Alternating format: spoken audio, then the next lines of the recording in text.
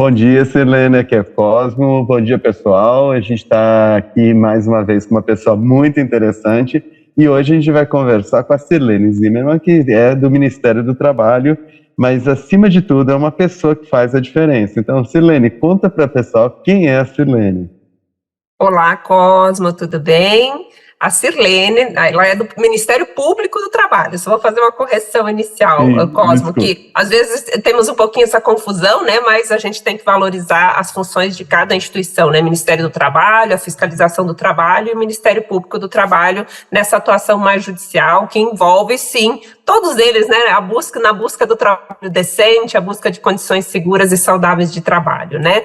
Mas a Sirlene é procuradora do Ministério Público do Trabalho desde 2016. Antes disso, eu atuei durante quase 10 anos na Advocacia Geral da União, em que uma das minhas atuações assim, principais, até porque eu integrei o primeiro grupo de trabalho de ações regressivas acidentárias, que são aquelas ações que o INSS ajuiza contra as empresas quando elas provocam um acidente, um adoecimento, e isso é causado por não cumprimento das normas, por não oferecer, de fato, um ambiente de trabalho seguro e salubre. Então, essa questão, ela sempre me trouxe muita angústia, muita preocupação. Meu mestrado, eu acabei estudando essa temática também, do meio ambiente do trabalho. Então, é uma área, assim, que eu tenho uma proximidade muito grande, e acabou que no Ministério Público do Trabalho, dentro das principais áreas de atuação, uma delas é a questão do meio ambiente do trabalho, seguro e saudável, e a gente acaba meio que puxando um pouquinho para esse lado também, onde a gente acaba tendo mais atuações. E uma dessas atuações, que hoje a gente vislumbra assim como uma atuação de futuro, de fato, é o projeto de segurança e saúde nas escolas, em que a gente incentiva que essa temática ela já comece a aparecer nos projetos pedagógicos, que as crianças comecem a ter contato com elas, não como uma forma de aproximar a criança do trabalho, como incentivo ao trabalho infantil, nada disso, a gente tem que separar. É a questão de começar a ter essa reflexão, de começar a ter esse entusiasmo em dizer, não, isso é um tema de relevância, e a educação, ela é o principal papel dela, né? A nossa Constituição diz isso, né? É a preparação para o trabalho, mas não é qualquer trabalho, é o trabalho decente, seguro e saudável. É isso que eu sempre coloco. Nossa, adorei.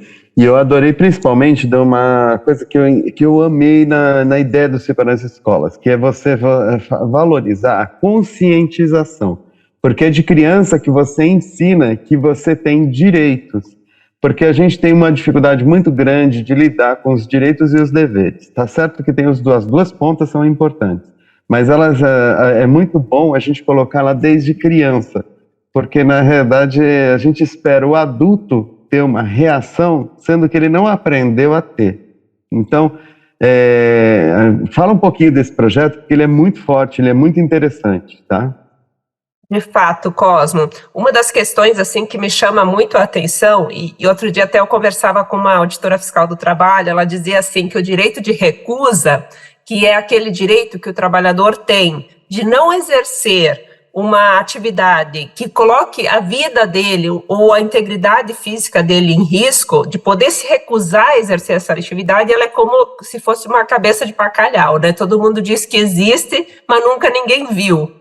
E é mais ou menos isso, porque assim, está na legislação, temos uma convenção da Organização Internacional do Trabalho dizendo que esse é um direito dos trabalhadores, mas na prática, se você não estuda sobre isso, se você não tem a consciência de que esse direito existe, se você não tem a consciência sobre questões básicas que envolvem o direito à prevenção e o dever de ter ali essa situação segura para exercer o seu trabalho, você não consegue chegar num cenário em que você é trabalhador e possa exercer esse direito. Então, refletir sobre isso, conscientizar as nossas crianças sobre o que é essa cultura da prevenção, sobre o que são conceitos básicos, conceitos mínimos sobre saúde e segurança no trabalho, isso já é aquela preparação para que, de fato, ele consiga, no futuro, chegar num trabalho em condições que ele possa exercer, inclusive, o direito de recusa nas situações em que isso for necessário.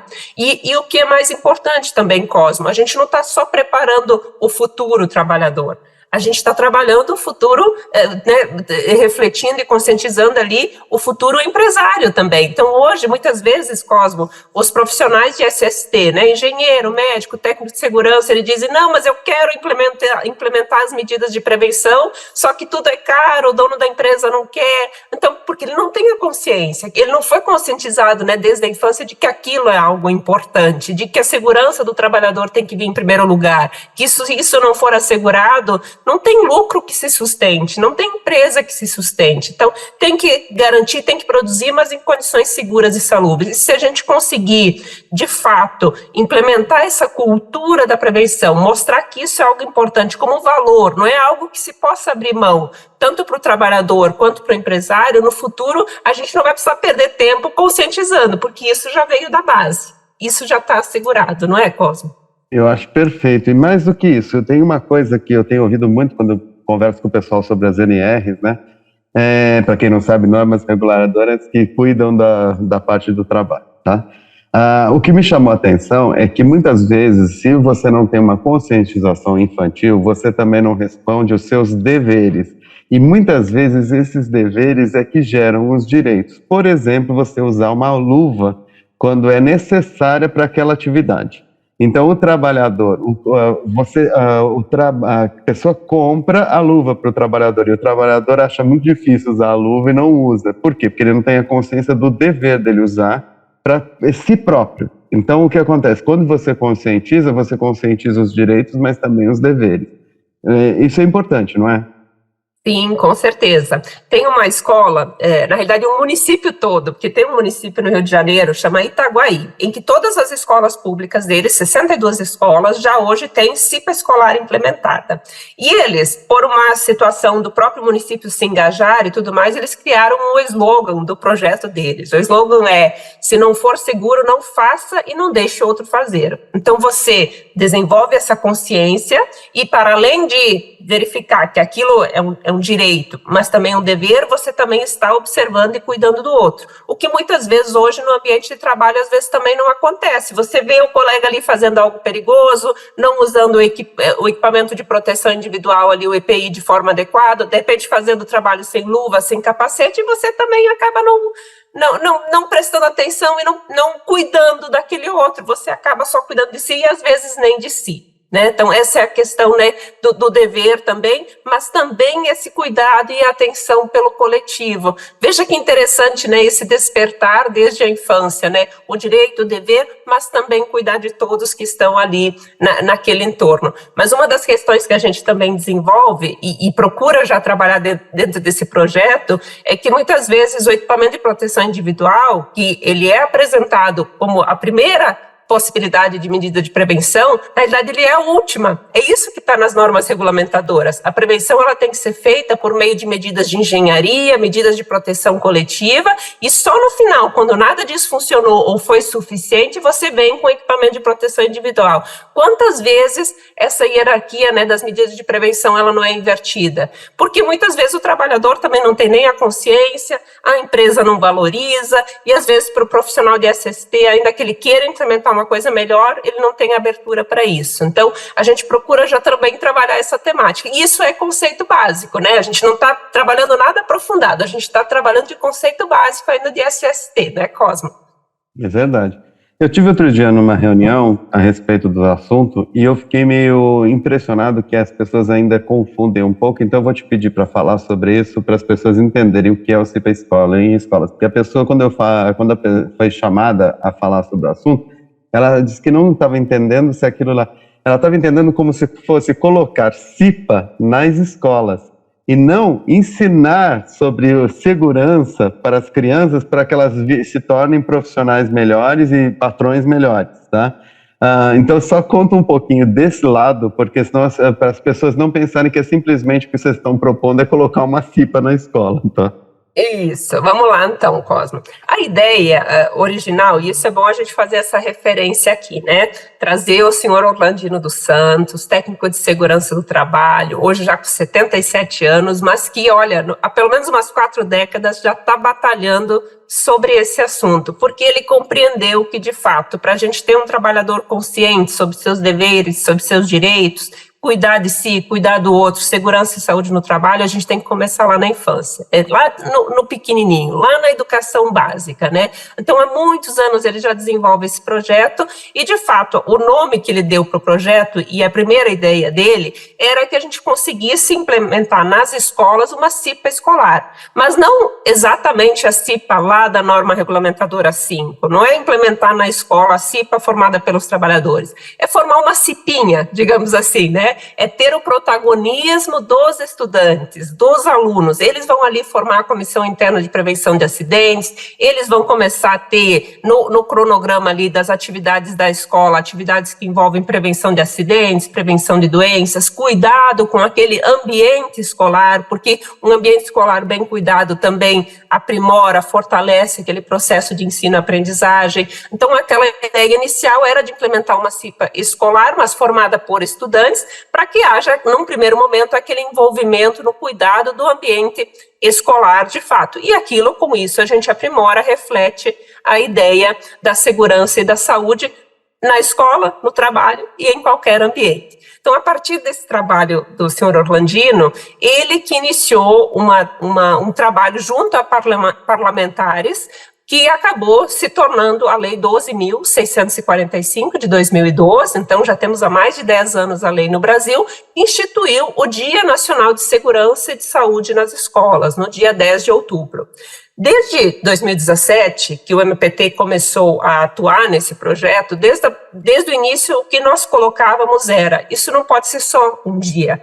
A gente tem a lei prevendo um dia, prevê que nesse dia as escolas tenham atividades específicas sobre essa temática, então pelo menos um dia no calendário escolar está garantido, mas uma das atividades previstas no calendário é a eleição do cipeiro, da cipeira escolar, ou seja, a formação ali da CIPA, dos estudantes que vão se engajar nessa temática e que, como qualquer CIPA, a gente pretende montar ali um cronograma de atividades, que durante todo o ano aquele tema esteja ali envolto, esteja presente no ambiente escolar. Mas a nossa proposta enquanto MPT é que seja o projeto de segurança e saúde nas escolas, que isso seja incluído nos projetos pedagógicos, que a gente tenha atividades interdisciplinares, transdisciplinares, trazendo essa temática. A gente hoje tem já uma série de materiais pedagógicos à disposição das escolas, que vão desde a revista MPT em quadrinhos, em que a gente fala do projeto. A gente tem um boletim pedagógico para os professores, em que a gente sugere uma série de atividades que podem ser desenvolvidas nas diferentes disciplinas sobre esse tema, e tentando sempre conectar isso com a nossa base nacional curricular comum. Então, não é nada assim que se afaste, é algo completamente novo. Não, você tem que estudar história. Então, como é que eu vou trazer essa questão da segurança e prevenção dentro da aula de história? E isso é possível trazer, porque você estuda, por exemplo, as principais atividades econômicas em determinado município, determinado estado, e você consegue trazer a reflexão sobre o quanto aquela atividade econômica também tem acidentes do trabalho, porque hoje o Observatório de Saúde e Segurança do Trabalho, você consegue buscar todos esses dados e ter eles divididos ali por atividade econômica em cada um dos mais de 5 mil municípios brasileiros.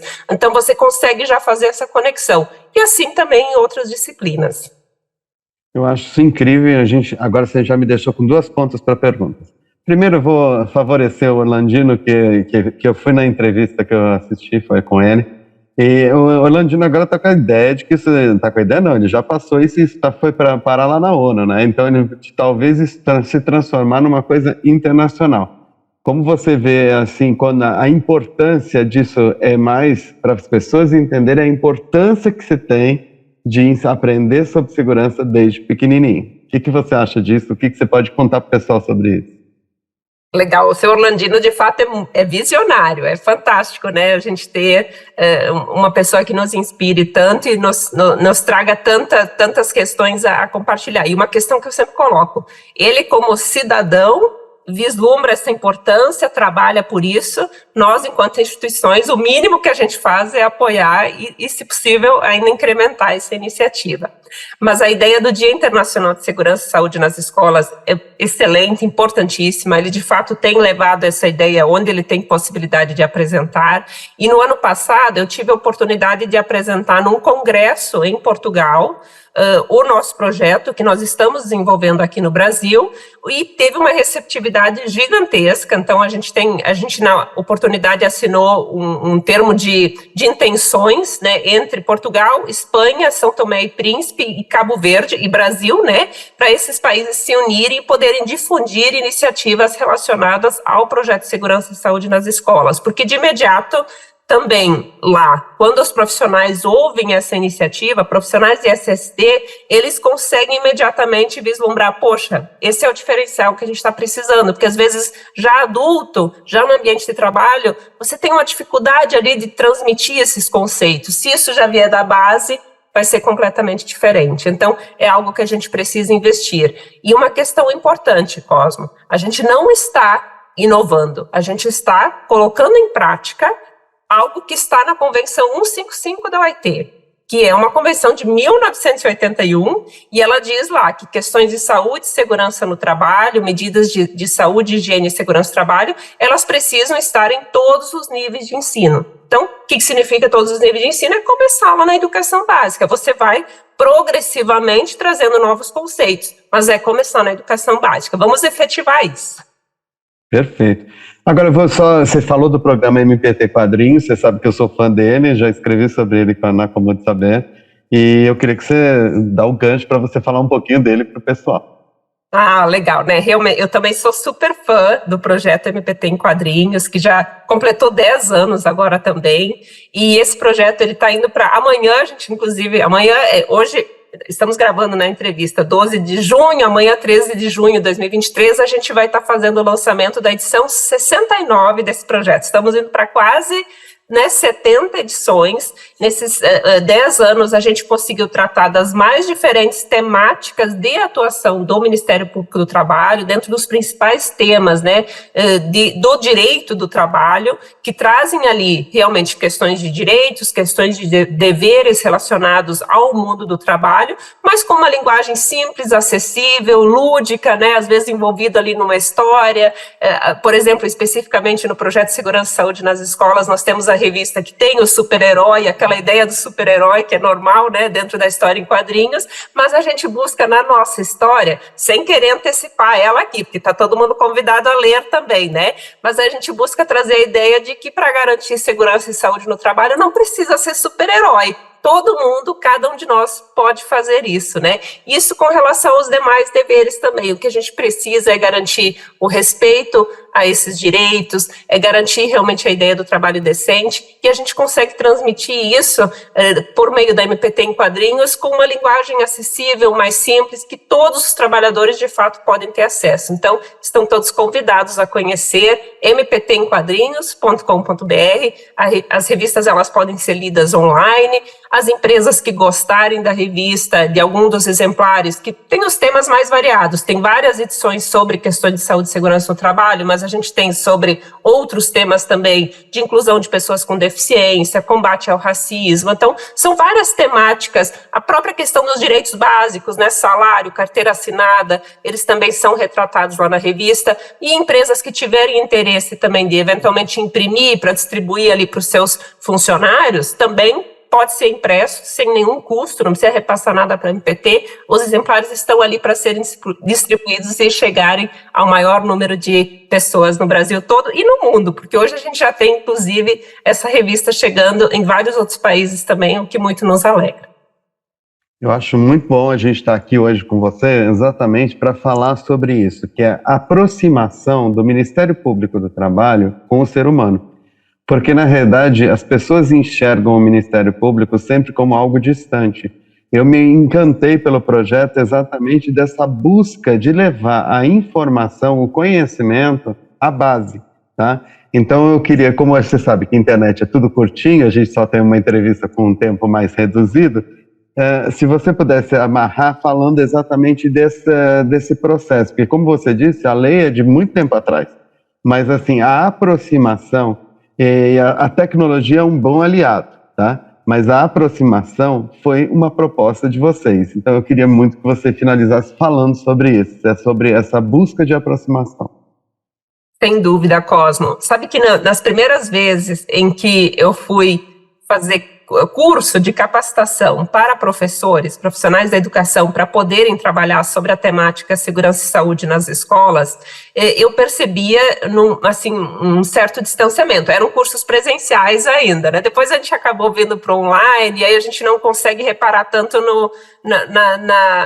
nessa resposta das pessoas, né, mas daquele curso presencial, e eles me olhavam com muita curiosidade, e de repente realmente vem aquela pergunta, né, mas por que o Ministério Público está trabalhando nessa temática? Por que o Ministério Público veio aqui numa escola para falar sobre isso? E a resposta que eu dava, e que eu continuo dando, é que se o Ministério Público não fizer isso, não se aproximar da sociedade, ele não está cumprindo o seu papel. Porque a função do Ministério Público de defesa da sociedade só se faz quando se está próximo, inserido, incluído dentro dessa sociedade. Você não consegue fazer a promoção de direitos sociais dentro do gabinete, trancado no gabinete. Você consegue fazer promoção de direitos sociais se aproximando da sociedade, percebendo as necessidades da sociedade, percebendo o que de fato é importante para as pessoas. E que lugar melhor da gente perceber a importância e impactar, né, para um futuro mais justo, mais solidário, mais promissor do que fazendo isso na escola, com os nossos estudantes, né? Então, eu realmente defendo muito essa aproximação, penso que a gente tem que falar uma linguagem acessível, penso que a gente tem que estar próximo, e podendo fazer isso por meio desse projeto e de outros que o MPT também executa, de combate ao trabalho infantil, de incentivo à aprendizagem, que a gente procura fazer isso na escola. A gente tem um projeto MPT na escola que a gente trata dessas outras temáticas também, né? E isso a gente realmente consegue executar de uma maneira que chega a me emocionar, porque a gente percebe realmente que pode impactar de uma maneira muito positiva. Isso é uma das partes, né, uma das funções do Ministério Público. A gente tem, claro, outras funções, tem que ajuizar a ação civil pública quando a situação não funciona, tem a questão criminal também, que os Ministérios Públicos com atuação criminal têm. Tem os momentos que a repressão tem que acontecer também, mas se a gente consegue fazer promoção de direitos por meio dessa aproximação, a gente consegue fazer um papel muito mais completo do que executando apenas aquele papel repressor. Nossa, perfeito. Era exatamente essa conversa que eu queria ter com você para levar essa informação para o público, tá? Quero te agradecer muito. Você sabe que as portas da Comode e do Laboratório Crono estão abertas para vocês. Quando vocês quiserem divulgar esses trabalhos incríveis, é só falar com a gente, tá bom? Legal, obrigada mais uma vez. Eu vou ver se eu consigo entrevistar o senhor Orlandino qualquer dia desse para o pessoal conhecer essa figura incrível, tá bom? Legal, bacana. Deixo todo mundo convidado também a conhecer, então, mptemquadrinhos.com.br, e quem quiser nos acompanhar também na página do Projeto Segurança e Saúde nas Escolas no Instagram, a gente está sempre postando lá como as escolas têm atuado, e às vezes inspira mais escolas também a se apropriarem e levarem essa ideia para suas escolas, para suas cidades. Obrigada, Cosmo. Obrigado a você. A gente vai colocar os links, gente, lá aqui junto da página, tá bom? Junto da entrevista. Obrigado por tudo e até a próxima. Valeu. Até a próxima. Tchau, tchau. Obrigado.